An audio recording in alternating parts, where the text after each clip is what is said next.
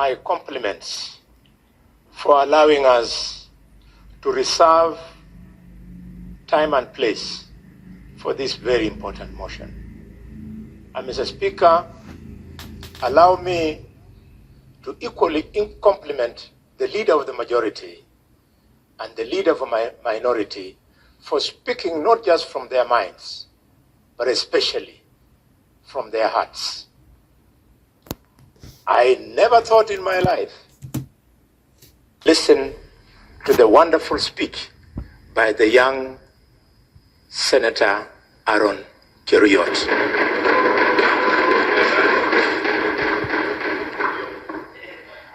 We have been trying to steer this parliament in that direction, and some people wanted to read defiance.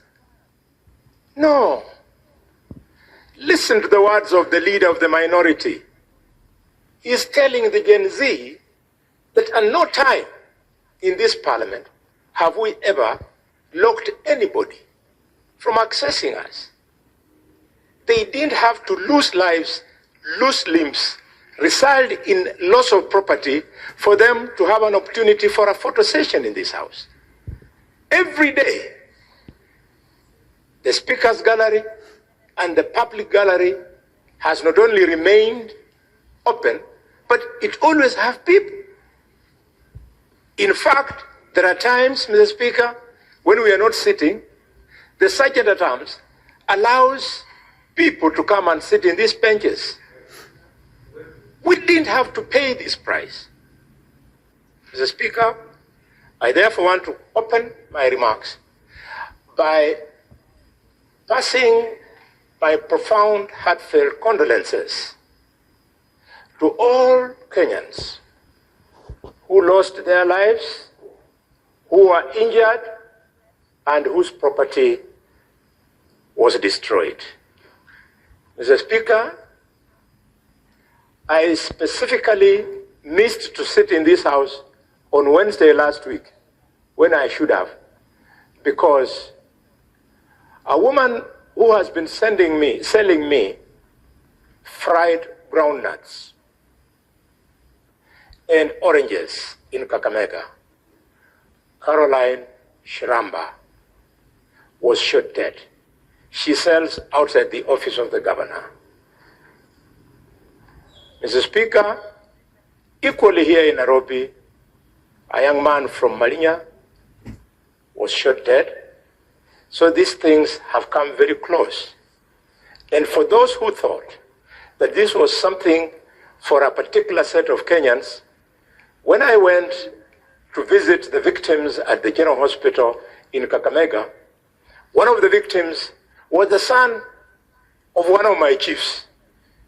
He was at the forefront in Kakamega. You saw even the son of the Attorney General of Kenya was also involved.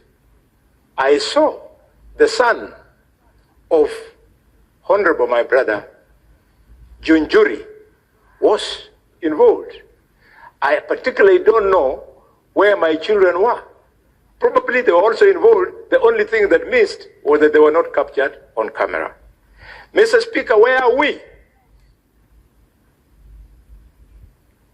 4 things that are unprecedented have taken place. The first one is that for the first time in the history of this country, the president refused to assent to the finance bill. It is unprecedented.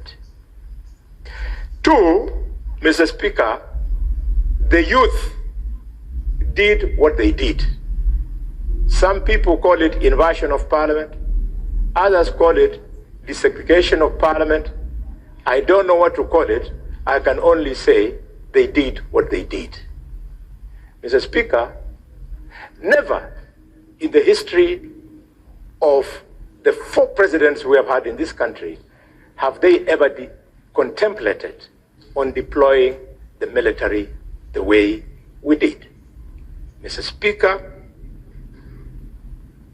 finally, you saw across the whole country members of the public torching homes and properties of elected leaders. We are indeed in a bad place, and therefore, as we say in our community, when you are mourning, you don't mourn with shame. We must speak to it, as I wish to do now. Mr. Speaker, we are where we are today because Kenyans hate and are angry with the ongoings in the country. And if we don't speak to them and take action, we will go nowhere. It was never the finance bill. It was simply that the finance bill was a trigger. Why? Because public servants, led by ministers, are very, Mr. Speaker, corrupt. And people hate this, and people are angry. Yesterday, colleagues, I was called by a minister whose name I don't wish to bring on the floor because it's not necessary. And he was very angry with me for the position that I have taken, especially over the weekend in Nabaholo, over corruption in the cabinet. He told me very many strong and bad things. Because people who the other day we were working with here want to think because the Constitution has given them a different office as opposed to the offices as ourselves we have been given. They are therefore in high heaven. They should be worshipped. Nobody should mention their name even when they are wrong. Mr. Speaker, people are angry and hate public servants because of our own making. The public display of wealth and opulence, unless members of the public can quickly see where you've gotten it, they will not be happy. Over the weekend, I was speaking of a young member of parliament from my community who has bought a helicopter. And I know him very well. I wish him well to continue accumulating wealth. I wish him well to continue accumulating wealth.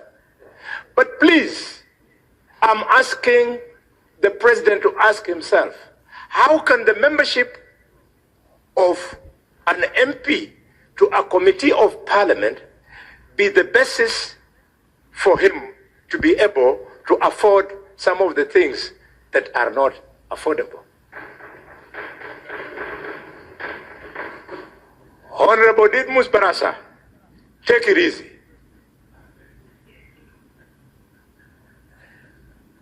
Those helicopters will not change your life. Mr. Speaker, I equally offended somebody whose name I never mentioned in Kakamega over the weekend about this issue of opulence. I just wondered, how would an MP be able to donate 20 million shillings at a Harambe? He was very offended. In another function, I saw a minister of this government carrying a white bag on the back like this and started announcing how many millions are in that bag. Said, Moja, Billy. No. Mr. Speaker, if we don't refuse these things, people like Murkomen will think that they are giving us their money. It's not their money. Those are proceeds of corruption.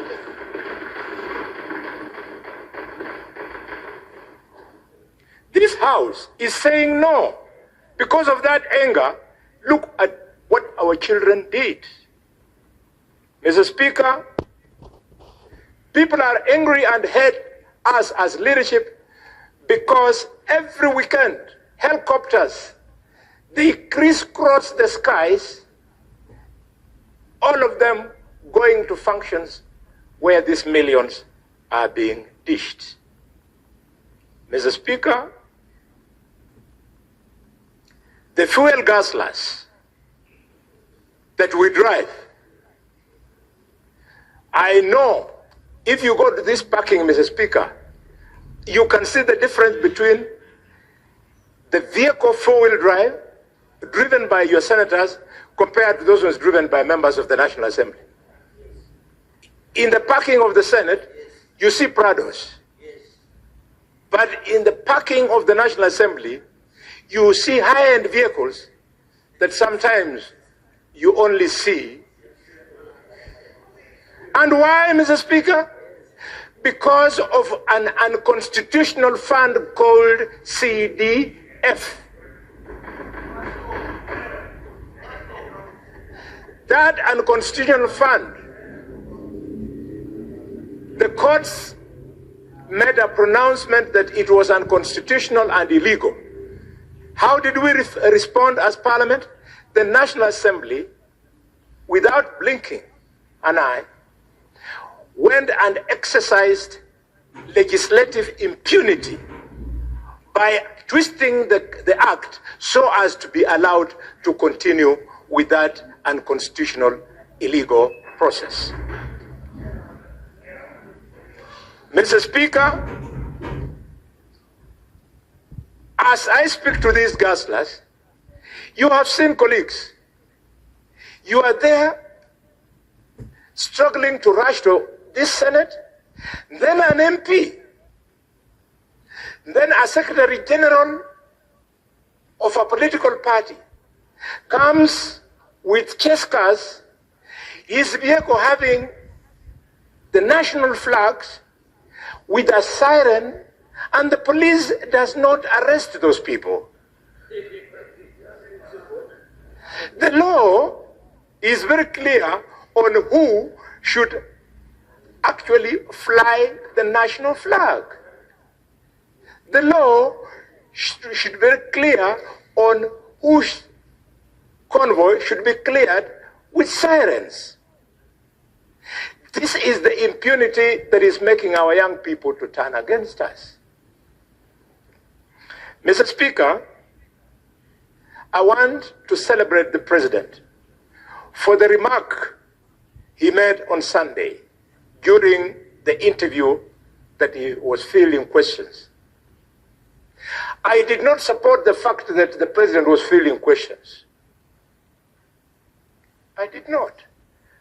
Because I know that the President has people who are supposed to have fielded those questions. As like the leader of the majority was saying, the responses to security that the President was doing should either have been done by regular briefs by the IG or by Professor Kidura Kindiki. What was the President being put there, being humiliated by the people of the media? But I celebrate him for accepting that we have wasteful expenditure in several offices in this country. Professor respected Gitu Muigai gave, while in office, a legal advisory opinion on something called the Office of the First Lady. I urge you, colleagues, to go and read that opinion.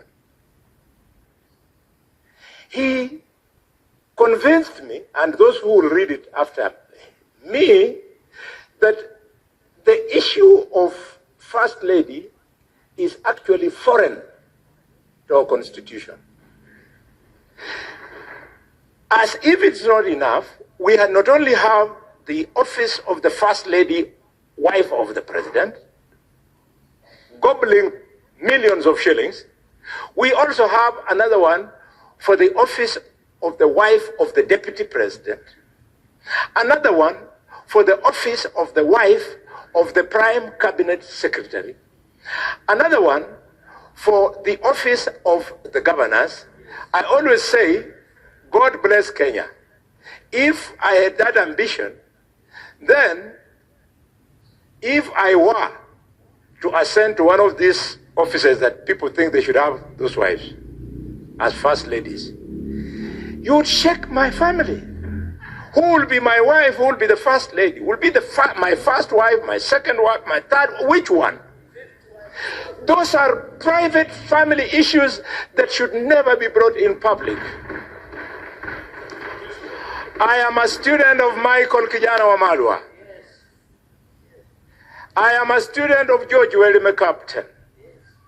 I never saw Wamalwa's wife or George Welime's Captain's wife address any function, not in Luyaland, not in their constituencies, nowhere else. Their purpose was to make sure that visitors have eaten. What became of husbands in this country? Mr. Speaker, very quickly, because the light is now on, people are angry and hate us because of impunity.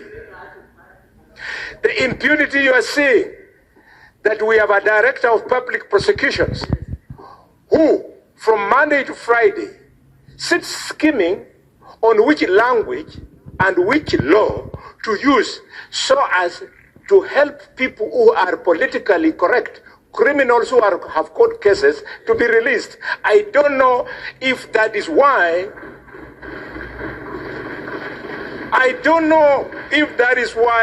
we separated the office of the Attorney General from the office of the Director of Public Prosecution and made it an independent office.